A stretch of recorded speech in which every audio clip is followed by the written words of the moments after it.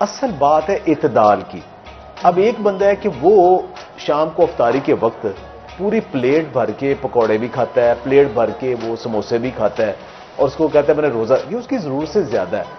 अगर वो घर में, आजकल मैं लोगों को तलकीन कर रहा हूं कि तवा पकौड़ा बनाएं, तो तवे के ऊपर, कढ़ाई के ऊपर ना बनाएं। कढ़ाई में क्या होगा कि उसमें पहले रमजान में आपने तेल डालना है और आखिरी रमजान तक आपने वही चलाना है। 20 मिनट तक जो घी या तेल फ्राई हो जाए उसके अंदर ट्रांसफैट बनना शुरू हो जाते हैं, वही शरीयानों में जमते हैं, वही दिल के लिए खराब है, वही आपकी हड्डियों जोड़ों के लिए खराब है। अब तवे के ऊपर क्या होगा कि आप वहां ज्यादा तेल डाल ही नहीं सकते, वो आप हल्का सा शैलो रखेंगे और पतला सा जो अमेजा बना के उसके अंदर ऊपर हल्के हल्के तल लें, तो वो 2 या 3 ज्यादा सब्जियों वाले पकौड़े खा भी लें, तवा पकौड़ा, तो कुछ नहीं होगा आपको। लेकिन डीप फ्राई अगर वो भी ट्रांसफैट वाले खाएंगे तो वो फिर आपका सेहत के बड़ा फर्क होगा। वेट लॉस का थोड़ा सा बता दीजिएगा। वेट लॉस सिर्फ एक चीज से होती है। आज तक कोई ऐसी एक्सरसाइज नहीं इजाद हो सकी, आज तक कोई ऐसा सप्लीमेंट और फूड इजाद नहीं हो सकी जिससे वजन कम हो। 99% लोग कहेंगे कि चूंकि हमारे पास वर्जिश का, ये वॉक का टाइम मिली है इसलिए हमारा पेट बढ़ा है, इसलिए हम मोटे हैं। बिल्कुल झूठ है और सादा लाई है। वजन कम सिर्फ कैलोरी डेफिसिट से होता है, उसके लिए किसी एक्सरसाइज की जरूरत नहीं है। एक्सरसाइज फिटनेस के लिए है। वेट कम करना है, आपने कैलोरी काउंट करनी कितनी। अब एक तरफ आप 2 पराठे खा रहे हैं, दूसरी तरफ आप 4 अंडे खा रहे हो, अब कैलोरी एक जैसी है, वो हेल्दी कैलोरी है, ये बुरी कैलोरी। आप गोश्त का टुकड़ा खा रहे हो, आप दूसरी तरफ आप नान खा रहे हो, अब गोश्त जो है ना उसके अंदर से भी कैलोरी आएगी, लेकिन शुगर उतनी आएगी जितनी जिस्म को जरूरत है, वो आपका वजन नहीं बढ़ने देगी। तो आपने प्रोटीन खानी है, साथ आपने कम्प्लेक्स कार्ब जिन्हें हम सलाद कहते हैं वो खाने हैं। ये 2 चीजें आपकी मेन फूड है और रोटी आपने मिनिमम कर देनी है, तो वजन आपका खुद ही नीचे आ जाना है। और आपके जिस्म को जितनी कैलोरीज की जरूरत है वो गोश्त से उसने खुद ही ले लेनी, अंडों से उसने खुद ही ले लेनी। प्रोटीन के सोर्सेज कौन कौन से? गोश्त है, अंडा है, इसके अलावा ब्रोकली है।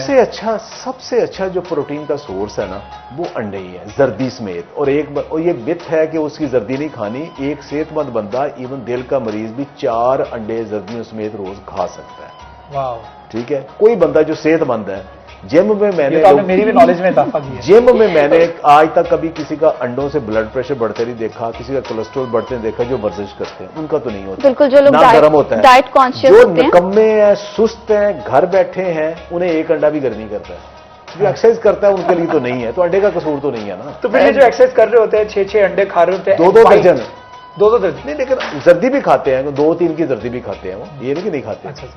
बहुत ज्यादा ज़ाहिर है, फिर उनको मसला होता है ना कि लेकिन नॉर्मल अगर आप थोड़ा बहुत वर्जिश कर रहे हैं, ऊपर नीचे हो रहे हैं, स्टेयर्स ऊपर जा रहे हैं, 2 अंडे तो खा सकता है हर बंदा ना। और उसको बेहतर है कि सब्जियां डाल के अगर आमलेट बना लें, ठीक है।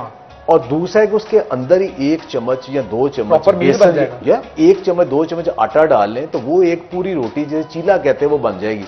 उसके साथ अलहदा से रोटी स्लाइस की जरूरत ही नहीं है, वही खाएं। वेट लॉस के लिए इससे बेहतर ब्रेकफास्ट कोई नहीं है।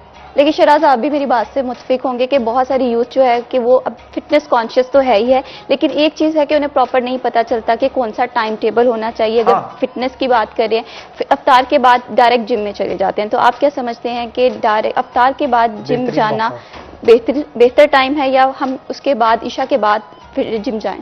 देखिए, जो जिम करना है ना, वॉक तो आप किसी टाइम भी कर सकते हैं, सहर के बाद भी कर सकते हैं, असर के बाद भी कर सकते हैं, हर नमाज दूर मस्जिद तक भी आप पढ़ सकते हैं। वो तो आप अगर करना चाहें, वो तो आप अपने 15,000 स्टेप अगर पूरे करने हैं, वो तो आप इस तरह भी कर सकते हैं।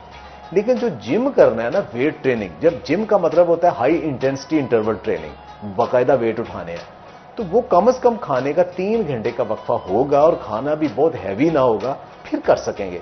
अगर आपने बहुत हैवी खाना खा लिया है और 1-2 घंटे के अंदर जाकर करने की कोशिश करेंगे तो जिस्म कंफ्यूज होगा, आपका खाना उधर डाइजेस्ट होने के चक्कर में है और आप अपना सारा ब्लड मसल्स में ले गए, ना वो प्रॉपर डाइजेस्ट होगा, ना वो मसल को प्रॉपर होगा। तो कम से कम 3 घंटे का वक्फा दें और उससे पहले जो आपने इफ्तारी करनी है कदरे लाइट कर लें, उसके बाद जाकर खा लें। अच्छा बच्चा साहब, ये भी एक मिथ है नविश, मैंने देखा है कई नौजवान जो है ना वो ये कहते हैं और ये लोग कर भी रहे हैं अमली तौर पर कि असर के बाद इफ्तार से पहले एक्सरसाइज करते हैं या वॉक करते हैं। वो बेस्ट टाइम है। ये बेस्ट टाइम है? यस, अगर बेस्ट टाइम है जी। देखिए, अगर आपके अंदर, आपके मसल्स के अंदर जान है स्टेमिना आपका है, ठीक है, तो असर के बाद, मैंने सारी उम्र असर के बाद ही एक्सरसाइज और वॉक की है, और यही बेस्ट टाइम है, और कुछ नहीं होता। ये फिर हमारे घर वालों को जरा समझा दें, वो तो मना कुछ नहीं होता, कितने चल रहा है जी एक्सरसाइज। हम तो मैच भी पूरा दिन भी खेलते रहे, हाइकिंग भी कर लेते हैं। लेकिन शराज, इसके निस्बत ना एक ऐसी भी हमारी आवाम है जिनकी जो एनर्जी है वो असर के बाद लो हो जाती है। नहीं होती, वो फीलिंग होती है। असल पता क्या है, चूंकि हम खानों रिपीटेडली दिन में 5 से 7 खानों के हम आदी हैं, तो हर थोड़ी देर बाद हम खाने के आदी हैं, तो वो हमें एपिटाइट होती, हंगर नहीं होती। बिल्कुल, वो एक फीलिंग होती है और हमें महसूस हो रहा होता है। अगर नहीं खाएं थोड़ी देर बाद वो नॉर्मल हो जाता है। देखिए पहले रमजान में हमें फील होगा, बिल्कुल, 2-3 रोजों के बाद हमें दोपहर बिल्कुल फिर यूज टू हो जाते हैं, एक रूटीन बन जाती है। Thank you so much doctor Shahzad Basra, आपने हमारी जो ऑडियंस है उनकी इन्फॉर्मेशन में इजाफा किया और हम लोगों की इन्फॉर्मेशन में भी बहुत इजाफा हुआ। थैंक यू सो मच, आप प्रोग्राम का हिस्सा बने।